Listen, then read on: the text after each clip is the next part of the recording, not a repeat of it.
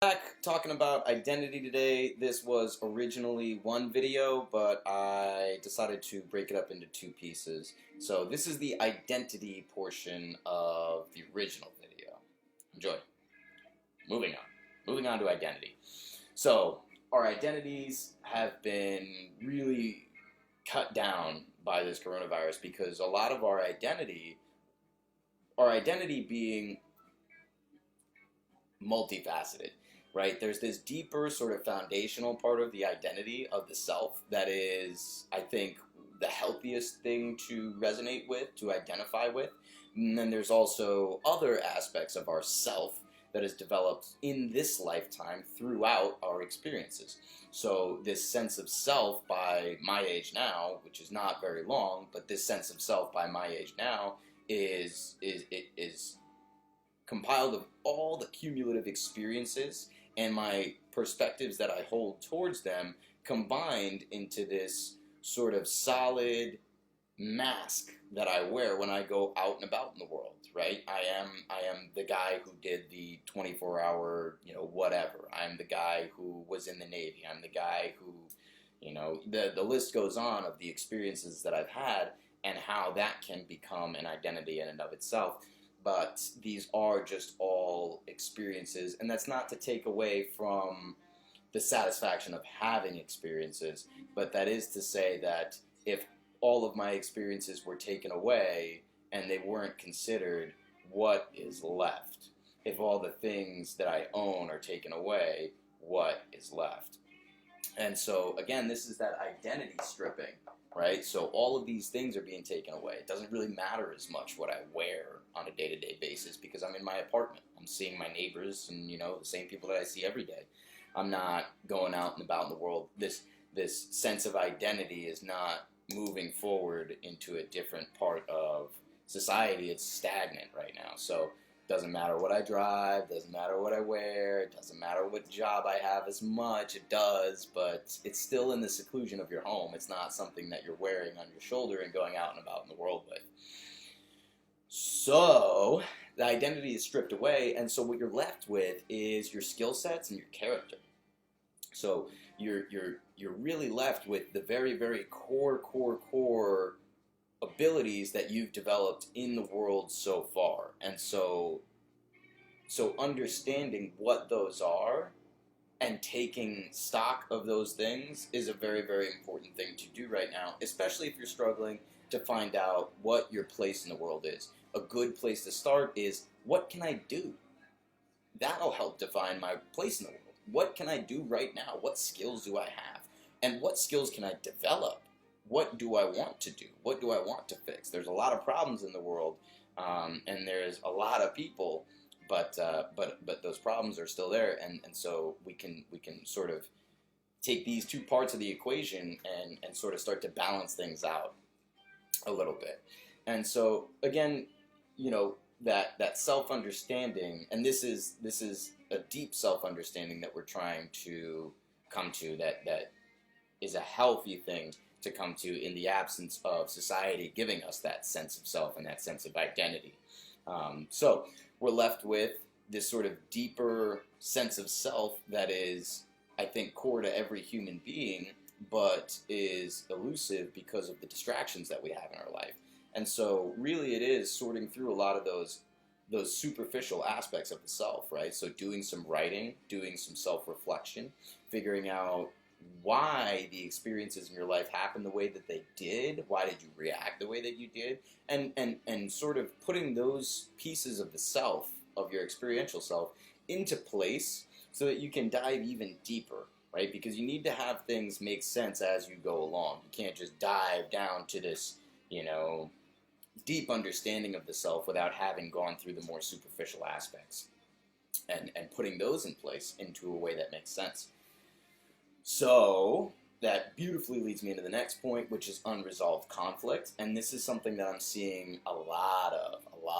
Now that people have time on their hands and an increased amount of anxiety nearly across the board, now all these unresolved conflicts in people's lives are starting to surface, whether it's through dreams or just a general feeling of anxiety.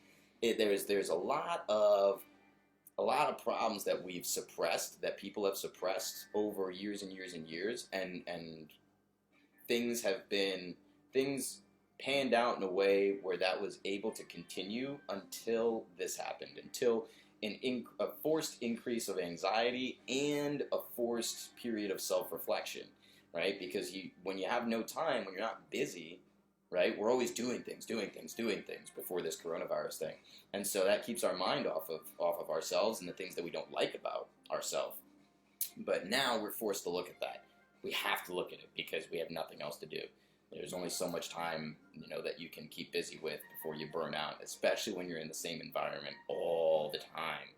So, going through and analyzing some of those unresolved conflicts and figuring out exactly what's going on. Why is this making me anxious? What do I feel guilty about something that happened in my past? Or do I feel ashamed of something that happened in my past? And why?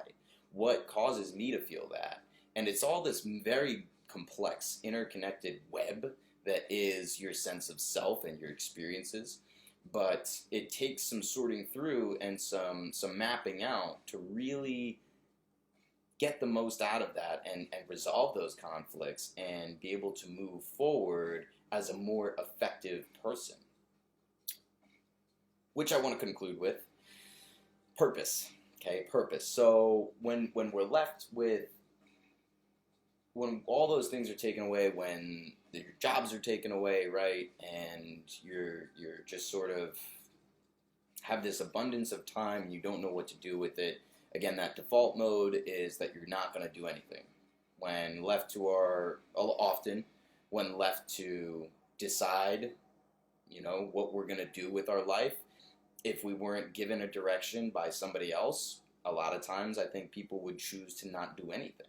And that is a default response. That is for sure a default response. But I urge you to find some purpose in this situation. I highly, highly, highly urge you to find some purpose in this situation. Whether it's reaching out to a friend or reaching out to a family member or starting up a volunteer group of some sort. Maybe there's an abundance of problems that we could find purpose in. But the thing is, we have to go out there and we have to apply ourselves. So that takes effort. So you can't it's not just gonna happen. It's not one of those things like where you just go through 12 years of public school and then you get a degree. You're spoon-fed all along the way. This is not one of those things. This is something that takes hard thought, hard action. And you have to actually go out there and put yourself out there and put your reputation on the line or your time on the line, even though there's abundance of that. And so finding this purpose really does bring that light in people's lives. And that's what we were doing before. We just have to redefine it. We just have to redefine what our purpose is at the moment and then moving forward. And these next few months, this next year is going to be very, very quick to change. We're going to be flying through these changes and iterations.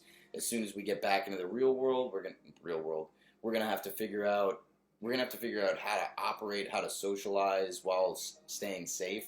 That's going to be a big problem, not a big problem, but a big challenge that we're going to have to figure out and navigate. And then who knows what direction things go in, right? We could go in any number of hypotheticals, and I'm not going to do that. But I will say this, that things are changing rapidly, even more quickly than they were before, and we're really going to have to start sprinting to keep up. And that's not a bad thing, though. That's life challenging us. That's our challenge now in life. Our generation, right? Our collective generations of the boomers, the Xers, the millennials, and the Zers, and the new Gen Z coming out. We're all now in this, and we're going through at this same, even faster rate of change. And so we need to be on our toes, and we need to be smart about this. We need to be communicating like I'm doing now for whoever is out there listening.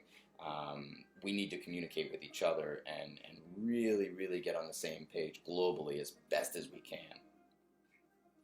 Thanks for watching. Appreciate you guys' time. If you want to share, just click the share button, right? Definitely encourage that. If you enjoyed the content, you got something out of it, please feel free to share with somebody else. They might benefit from it as well. And again, thank you for your time.